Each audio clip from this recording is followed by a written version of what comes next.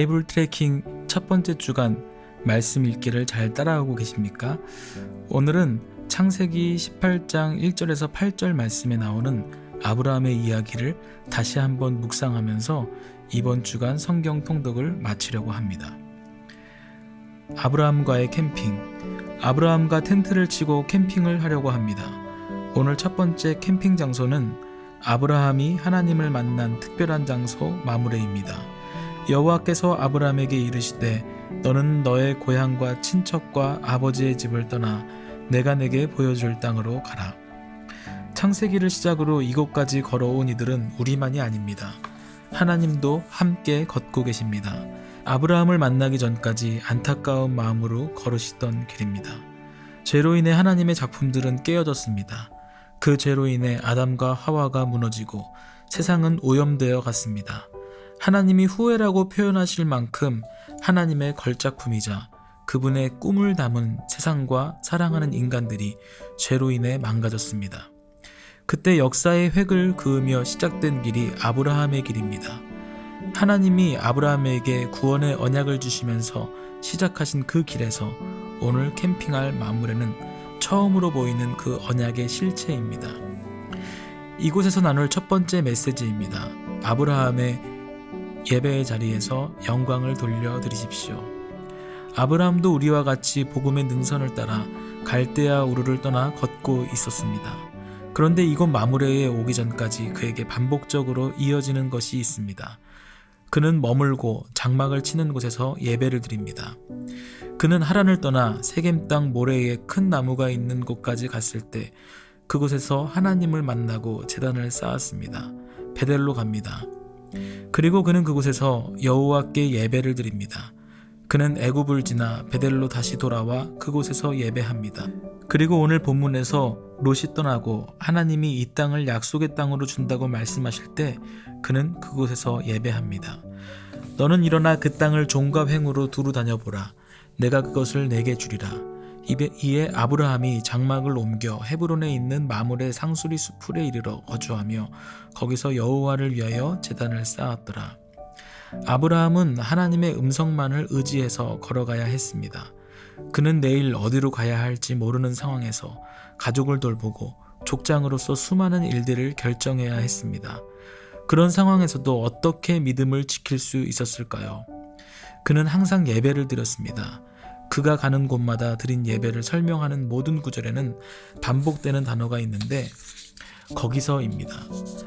아브라함은 마므레 그곳에서도 여호와를 위한 제단을 쌓았습니다. 오늘 바이블 트래킹을 여러분의 삶의 자리에서도 이어가실 텐데 그곳에서도 예배를 드리시기 바랍니다. 그 자리에서 우리를 자녀로 부르신 하나님을 바라보고 부르시기 바랍니다. 우리를 위해 십자가를 지시고 부활하신 예수님께 영광 돌리기 바랍니다. 두 번째로 아브라함의 언약의 자리에서 감사의 고백을 올려드리십시오. 이곳 마므레에서 하나님은 아브라함과 많은 추억을 만드십니다. 15장 1절을 보면 하나님이 이전에 주셨던 언약을 말씀합니다. 내가 너에게 큰 상을 줄 거야. 그런데 아브라함이 말합니다. 저는 이미 노인입니다. 저에게 아끼는 엘리에셀이 있습니다. 그가 받을 것입니다. 그런데 하나님은 낙심한 그를 데리고 텐트 밖으로 이끌고 나가십니다. 그를 이끌고 밖으로 나가 이르시되 하늘을 우러러 무뼈를 셀 수 있나 보라. 또 그에게 이르시되 내 자손이 이와 같으리라. 오늘 우리가 캠핑하는 이곳에서 하나님은 별을 보여주십니다. 그리고 그 별들로 아브라함에게 주신 언약을 기억하게 하셨습니다. 너는 나의 사람이야. 어떤 어려움이 있더라도 이것은 변하지 않아. 앞으로 밤의 별을 볼 때마다 이것을 기억하거라. 이번 트레킹을 준비하면서 산에 간 적이 있었습니다.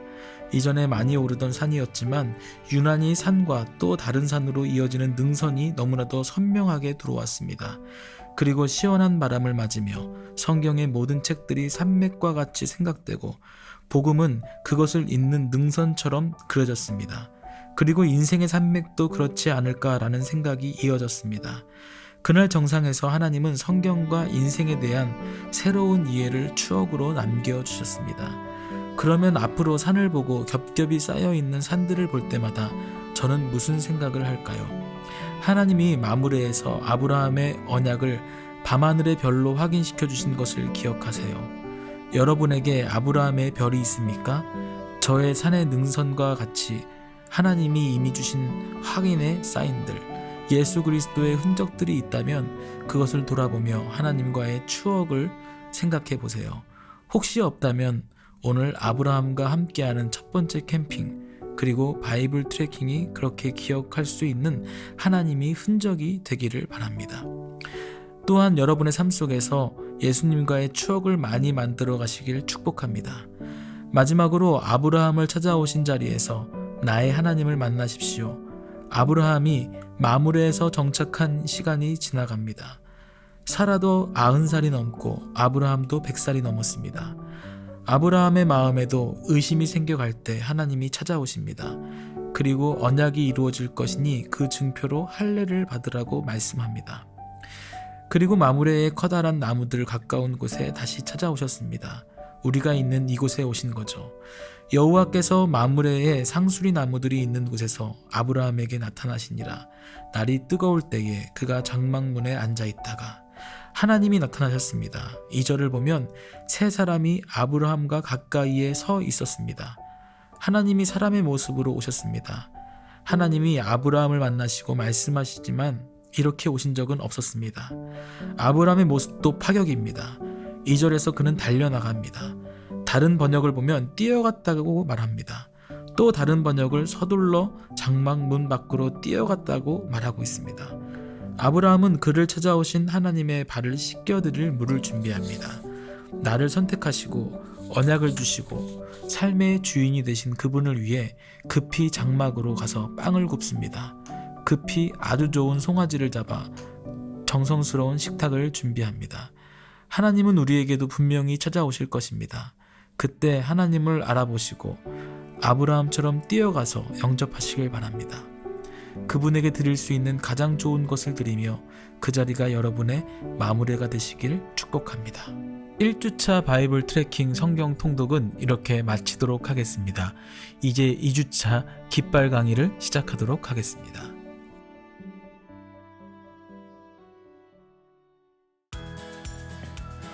깃발 강의 2주차 바이블 트래킹을 시작하겠습니다. 이번 주에 걷게 될 광경은 1주차와는 많이 다릅니다. 이전에는 산과 들판이 있었다면 황폐한 광야를 걷게 될 것입니다. 이 시간은 통독 여정의 황무지와도 같은 어려운 구간이기도 합니다. 그런 이유 중 하나는 율법의 낯선 용어들이 아닐까 합니다. 오늘 함께 나눌 5대 제사와 7대 절기에 대한 깃발 강의를 통해 읽기 전 익숙해지는 시간을 가져보겠습니다. 첫 번째 깃발은 5대 제사인 번제, 소제, 화목제, 속죄제, 속건제입니다. 번제의 키워드는 다 그리고 생명입니다. 번제는 다 태우는 것입니다. 고기와 피만 태우는 것이 아니라 내장도 껍질도 모두 태웁니다. 내가 가진 것 중에 드리지만 내 마음은 전부를 드린다는 자세로 드립니다. 진실된 마음으로 제물을 바치는 것을 기뻐하셔서 생명을 주시는 것이 바로 번제이며 이는 구원과 관련되어 있습니다. 가장 본질적인 의미를 담고 있기 때문에 모든 제사의 기본이 되는 제사입니다. 소제의 키워드는 곡식과 감사입니다. 소제는 곡식을 제물로 드리는데 곡식을 빻아서 올리브 기름과 향을 넣어 불로 태워 드립니다. 제사는 동물로만 아니라 곡식으로도 드립니다. 특별히 1년 동안 보리와 밀을 재배하여 추수한 곡식들로 드리는 소제는 하나님이 수고에 대해 수확을 넘치도록 주심에 감사하는 의미를 갖고 있습니다. 화목제의 키워드는 사랑과 잔치입니다. 화목제는 의무적으로 드리는 제사가 아닙니다. 화목제는 하나님을 향한 깊고 특별한 사랑을 더 올려드리고 싶어 드리는 제사입니다. 그리고 화목제는 죄물의 모든 것을 태우지 않습니다. 고기의 일부분 중 제사를 드린 제사장에게 넓적다리를 주고 나머지 고기는 집으로 가져와서 정해진 시간 안에 먹어야 합니다. 그러나 그것은 한 가정이 먹을 수 있는 양이 아닙니다. 그래서 이웃과 함께 그 제물을 나누어 먹습니다.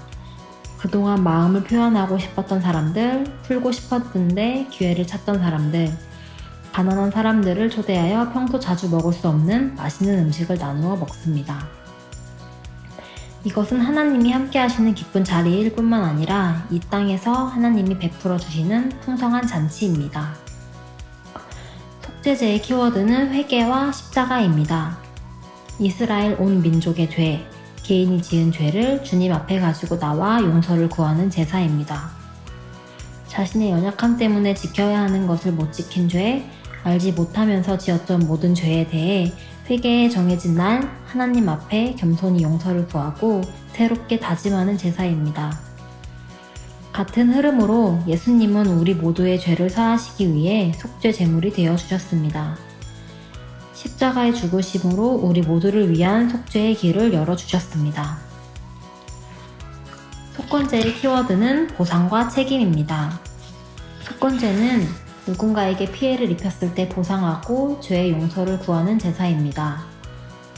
하나님은 상대방에게 지은 죄에 대한 책임을 율법으로 정하셨습니다.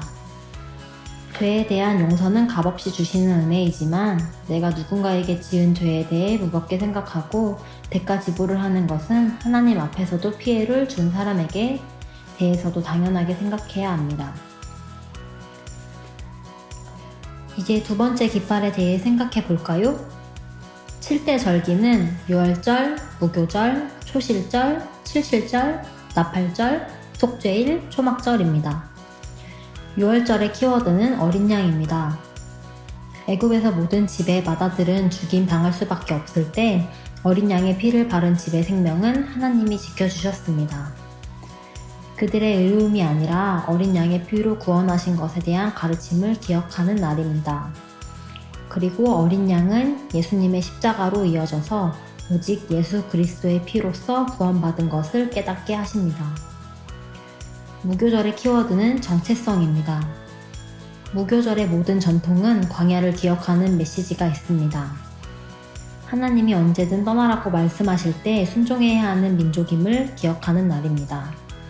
그리고 그 충성이 그들의 정체성이며 그들의 영광임을 기억하는 절기입니다. 앞날을 알 수도 없고 예측할 수도 없지만 오직 하나님을 의지하면서 나아갈 수 있는 믿음을 가진 민족임을 깨닫게 됩니다. 초실절과 칠칠절의 키워드는 감사입니다. 변화무쌍한 자연과 씨름하면서 수고하며 땀으로 일군 작물들을 추수하면서 하나님께 올려드리는 감사의 제사입니다. 초실절과 칠칠절은 모두 첫 수확에 대한 감격과 감사를 올려드리는 의미가 있습니다. 초실절은 보리, 칠칠절은 미래 첫 수확을 감사로 올려드리며 동시에 그들에게 주신 풍성한 공급을 믿음으로 감사하며 누리는 날입니다. 특별히 칠칠절에 넘치도록 부어주시는 은혜는 다음 날의 오순절과 연결되어서 성령 충만하게 임하시는 것을 이해할 수 있게 해줍니다. 나팔절의 키워드는 재림입니다. 영광스럽게 오실 메시아를 사모하고 기대하는 마음으로 채우는 날이 나팔절입니다. 유대인들은 이 날을 지내며 메시아를 기다리고 기독교인들은 다시 오실 메시아 예수님을 기다립니다.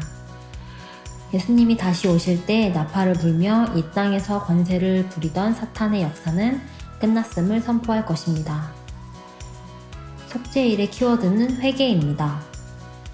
7대 절기 중에 가장 진지하게 치러지는 거룩한 날입니다.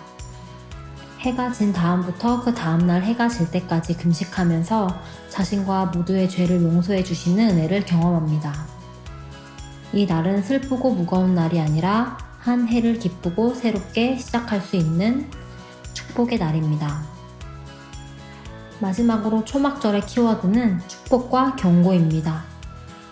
초막절은 10일 동안 야외에 엉성한 초막을 짓고 지내는 기간입니다.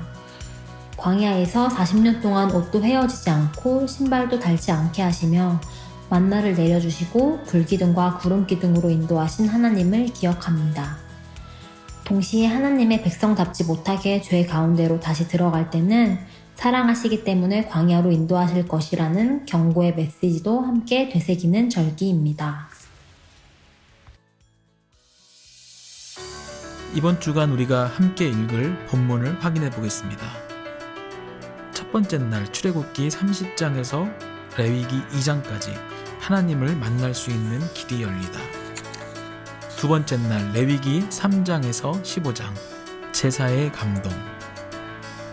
세 번째 날 레위기 16장에서 민수기 1장 속죄일에 느끼는 죄의 무거움.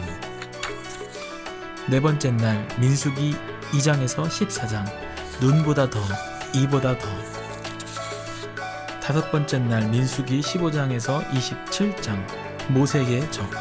그리고 마지막 날 민수기 28장에서 신명기 5장 모세의 구별 메시지 기억하라.